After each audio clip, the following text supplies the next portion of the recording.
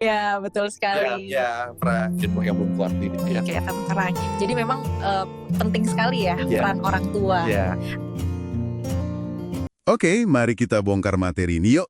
Jadi, di depan kita ini ada panduan resmi nih dari Kementerian Pendidikan soal MPLS, masa pengenalan lingkungan sekolah, yang katanya ramah buat kamu di jenjang SMP. Betul, MPLS ramah. Misi kita kali ini pengen paham deh, gimana sih sekolah sekarang ini dirancang buat menyambutmu. Ini kayaknya bukan sekedar tur keliling sekolah biasa loh. Jauh lebih dari itu. Rasanya ini lebih kayak, membangun fondasi awal yang kuat gitu untuk perjalanan belajarmu nanti. Benar sekali. Kalau kita lihat tujuannya, jelas banget penekanannya itu pada penciptaan lingkungan yang aman, nyaman, dan menggembirakan. 3 kata kunci itu ya? Iya, ini bukan cuma slogan, tapi beneran jadi landasan biar kamu merasa diterima. Terus ada juga upaya serius buat menumbuhkan karakter yang disebut profil lulusan. Profil lulusan. Itu ditanamkan sejak hari pertamamu di sekolah baru. Jadi ini bukan orientasi biasa, tapi proses pembentukan awal yang cukup dalam. Oke, nah programnya sendiri ini terstruktur ya, 5 hari. Masing-masing hari punya tema dan kegiatan spesifik. Ya, terencana gitu. Hari pertama, misalnya nih, dimulai dengan pertemuan pagi ceria. Ada senam ringan, nyanyi lagu kebangsaan, terus doa bersama. Seru kayaknya. Membangun semangat pagi ya. Terus ada pengenalan visi misi sekolah itu loh, wawasan wiyata mandala. Intinya, cara pandang sekolah sebagai lingkungan pendidikan utuh gitu. Plus pengenalan fasilitas, aku dan sekolahku. Pengenalan dasar lah ya. Tapi, ini yang cukup menonjol menurutku. Ada sesi, aku anak Indonesia hebat, karakterku kuat. Di sini dikenalin 7 kebiasaan anak Indonesia hebat. Oh, itu menarik. 7 kebiasaan ya. Iya. Plus, ada sesi penting juga soal penggunaan internet sehat dan pengawasan screen time. Zaman sekarang banget kan? Tentu-tentu, ini menunjukkan betapa pembentukan karakter sama kesadaran digital, keadaban digital itu dianggap penting banget sejak awal. Betul. Oke, lanjut hari kedua gimana?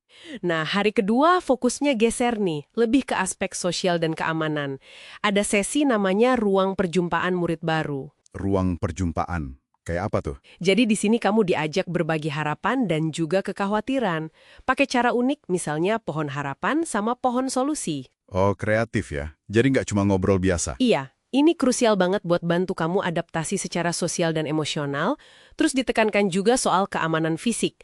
Lewat konsep lingkungan belajar aman, nyaman, dan menggembirakan, LBANM. LBANM. Oke. Ini bukan cuma soal gedungnya bagus, tapi juga lingkungan yang bebas dari perundungan, bikin kamu nyaman dan diterima. Bahkan sampai ada kesiapsiagaan bencana. Serius? Sampai segitunya? Iya, lengkap dengan latihan 3B. Berlutut, berlindung, bertahan. Itu kalau ada gempa. Wah, ini sih beneran komprehensif ya. Dari sosial, emosional, sampai fisik dan keamanan bencana. Oke, lanjut ke hari ketiga. Ini soal apa lagi? Hari ketiga, nah ini fokusnya eksplorasi diri. Kamu diajak kenali potensi diri pakai analisis SWOT sederhana. SWOT? Kayak buat bisnis itu? Buat anak SMP? Iya, cukup unik kan?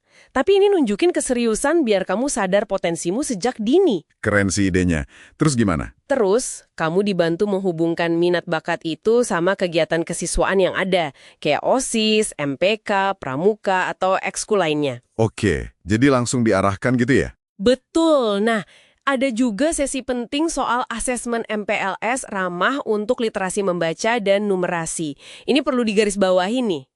Kenapa tuh asesmen di awal? Iya, tapi dokumen ini secara eksplisit bilang kalau hasil asesmen ini tidak boleh dipakai buat kasih skor atau peringkat. Sama sekali nggak boleh. Oh, jadi bukan buat ngetes nilai awal gitu? Bukan, tujuannya murni diagnostik. Biar guru paham kebutuhan belajarmu gimana, terus bisa rancang pembelajaran yang lebih pas, khususnya buat penguatan literasi dan numerasi. Jadi alat bantu guru ya, bukan buat menghakimi murid. Tepat. Justru buat mendukung. Di hari ini juga, kamu dikenalkan cara belajar efektif sesuai gaya belajarmu. Ada yang visual, auditori, atau kinestetik kan? Wah, makin personal ya pendekatannya. Benar-benar fokus ke murid. Oke, hari keempat. Hari keempat, kegiatannya lebih keluar nih. Ada tema, aku, kamu, dan lingkungan kita bersama. Bisa kerja bakti, tanam pohon, atau pilah sampah. Aksi nyata gitu ya. Betul. Tapi yang juga menurutku berani ya, panduan ini ngangkat isu-isu relevan tapi sensitif, kayak bahaya judi online sama nafza. Judi online dan nafza di MPLS. Iya, biasanya lewat pemutaran film pendek, terus ada diskusi reflektif. Wah, ini langkah yang cukup berani ya, tapi penting banget sih. Memang, ini upaya membekali kamu dengan kesadaran dan pemahaman buat hadapi tantangan nyata di masyarakat. Kayak bangun benteng pertahanan diri lewat pengetahuan. Setuju banget. Oke, terakhir, hari kelima sebagai penutup. Hari kelima, ini puncaknya. Ada unjuk bakat dan minat murid, semacam panggung apresiasi gitu. Oh, jadi kayak pentas seni atau talent show gitu? Bisa dibilang gitu, kamu diberi kesempatan unjukin potensimu di berbagai bidang. Seni, olahraga, permainan tradisional, apa aja deh. Bisa sendiri atau kelompok. Wah, seru banget ini pasti. Jadi puncak perayaan potensi murid baru ya? Betul, ini penting buat bangun rasa percaya diri dan merayakan keragaman bakat. Ada juga sesi apresiasi dan komitmen pengembangan diri. Jadi kamu diajak mikir, minat apa yang mau ditekuni, langkah kecilnya gimana? Oke, jadi kalau kita simpulkan ya dari semua ini, panduan MPLS Rama ini kayaknya nunjukin pergeseran paradigma besar soal orientasi sekolah. Pergeseran besar, memang. Fokusnya bukan lagi cuma kenalan sama gedung sekolah atau kakak kelas, tapi jadi upaya yang holistik gitu ya, bangun karakter, bikin rasa aman nyaman, bantu kamu kenal diri, plus kasih bekal keterampilan relevan. Komprehensif banget. Rasanya ini jadi fondasi awal yang jauh lebih kuat dan bermakna. Saya setuju sekali. Ini kayak, apa ya, cetak biru lah ya, buat bikin pengalaman orientasi yang positif, mendukung, dan beneran bermakna buat setiap murid baru. Sumber ini bakat lengkap loh, ada materi pendukung kayak lagu, video, poster, sampai formulir evaluasi online. Lengkap banget ya. Nah, sebagai penutup nih, mungkin ada pertanyaan menarik buat kamu pikirkan di rumah. Gimana kira-kira pengalaman orientasi yang dirancang kayak gini bisa mempengaruhi cara pandang jangka panjangmu terhadap sekolah, proses belajar, bahkan dirimu sendiri? Pertanyaan bagus itu.